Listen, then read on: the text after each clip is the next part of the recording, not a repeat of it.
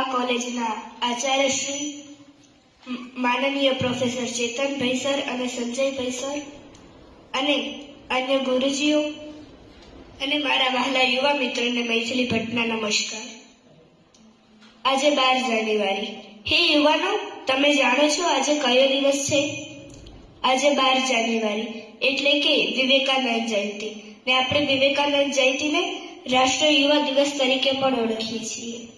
વિવેકાનંદ એટલે કોણ?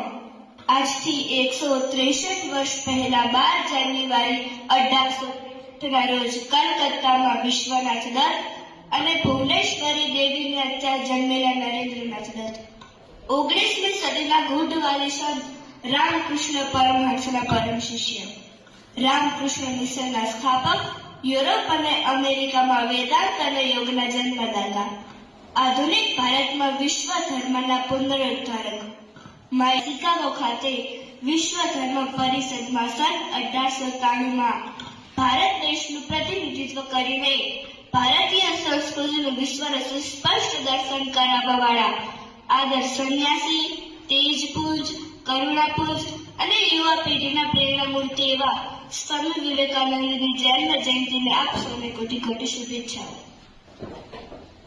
યુવાન એટલે કોણ? જિંદગીની સર્વોત્તમ અવસ્થા એટલે યૌવન. જોશના ઘોડાપુર વહેતા હોય, વાસંતી વાયરાની મહેક મનને તરબતર કરતી હોય, રમતા ભમતા ને ગમતા શ્રવણ આંખોમાં નાચતા હોય અને આપને અંબાવાની તમન્ના મનમાં ધડબડાટ કરતી હોય અને આત્મશ્રદ્ધાને બળે લક્ષ્ય સિદ્ધિના અરમાન મનને બેચેન બનાવતા હોય, ત્યારે જીવન સમોન્નત, શ્રદ્ધાવંત, ચારિત્રશીલ અને સંપન્નશીલ બને અને એના અંતઃકરણમાં ધબકારા ધબધબ થતા હોય, જેને પગલે ધરતી ધમધમતી હોય, એવા યુવાનો જ દેશ અને દુનિયાના તારણહાર બની શકે. જાગૃતિનો શંખનાદ કરી મનુષ્ય સમાજનો ઉદ્ધારક અવતાર બની આવશે તેવી પ્રતીક્ષા કરવાને બદલે દરેક માણસ પોતાનામાં ઈશ્વરતા પ્રગટાવે તો જલ્દી આ દેશ અને દુનિયાનો ઉદ્ધાર થાય. અને શ્રી કૃષ્ણએ પણ ગીતામાં કહ્યું છે કે ઉદ્ધરેદાત્મનાત્માનમ, એટલે કે તારો ઉદ્ધાર તારે જાતે જ કરવાનો છે. માત્ર વ્યક્તિ જ નહીં, વ્યક્તિત્વ સંપન્ન યુવાન બનો. એ યુવાન તરીકે આપણી ફરજ જ નહીં, ધર્મ પણ છે. અને એટલે જ ઉઠો, જાગો અને ધ્યેય પ્રાપ્તિ સુધી માંડ્યારોનો વરદ મંત્ર આપણને સ્વામી વિવેકાનંદજી આપ્યો છે. કઠોર ઉપનિષદનો આ મંત્ર કે જેને સ્વામીજીએ યુવાનોના વિકાસ માટેનો અમુક મંત્ર બનાવી દીધો. ઉઠીસ્ત જાગ્રત પ્રાપ્ય વરાણની બોધતો, જેનો અર્થ થાય છે ઉઠો, જાગો અને શ્રેષ્ઠ વ્યક્તિઓના સાનિધ્યમાં જ્ઞાન પ્રાપ્ત કરો. ત્યારે આપણને પ્રશ્ન થાય કે આપણે ઉઠીએ છીએ તો રોજ, પણ શું જાગીએ છીએ ખરા? ને દરેકે પોતાની જાતને આ પ્રશ્ન પૂછવાનો છે, કારણ કે જેવી આપણી ક્રિયા તેવું આપણું નસીબ બને છે. આપણે આપણું નસીબ બદલવું હશે તો ઘણા બધા મૂલ્યો, ગુણોને આપણા જીવનમાં લાવવાનો પ્રયત્ન કરવો પડશે. યાદ રાખો કે ઊંચી સિદ્ધિ માટે 3 વસ્તુઓની આવશ્યકતા રહેલી છે: લાગણી, ઈચ્છા શક્તિ અને મક્કમતા. તેમાં પ્રથમ છે લાગણી. તમને લોકો પ્રત્યે લાગણી છે? લોકોના દુઃખ જોઈને તમારી ઊંઘ ઉડી જાય છે? પર્વતો જેવી મુશ્કેલીઓ પાર પાડવાની તમારામાં ઈચ્છા શક્તિ છે? તમે જેને સાચું માનો છો તે કરવાની તમારામાં હિંમત, મક્કમતા છે? ધ્યેયથી વિચલિત નહીં થવાનું ધૈર્ય તમારામાં છે? ન્યાયના માર્ગથી એક ડગલું આગળ ન હટવા તમારું મન તૈયાર છે? જો ઉપરના દરેક પ્રશ્નમાં હા હોય તો તમે સાચા યુવાન છો. હે યુવાનો, તમે જાણો છો વેદો કહે છે યુવા શાત સાધુ, યુવા ધ્યાયક, આશિષ્ઠ, દ્રઢુષ્ઠ, બલિષ્ઠ, તસ્યયં પૃથ્વી સર્વો વિતસ્ય પૂર્ણાશાત. અને કર્મણ્ય વધિકારસ્તેનો મંત્ર જીવન પથદર્શન બનાવો. કેવળ કર્મમાં જ મનુષ્યનો અધિકાર છે, ફળમાં નહીં. ફળની આશા કર્યા વગર કર્મશીલતા અપનાવો. આજે નિર્ભય અને સેવાભાવી યુવાનોની દેશને જરૂર છે.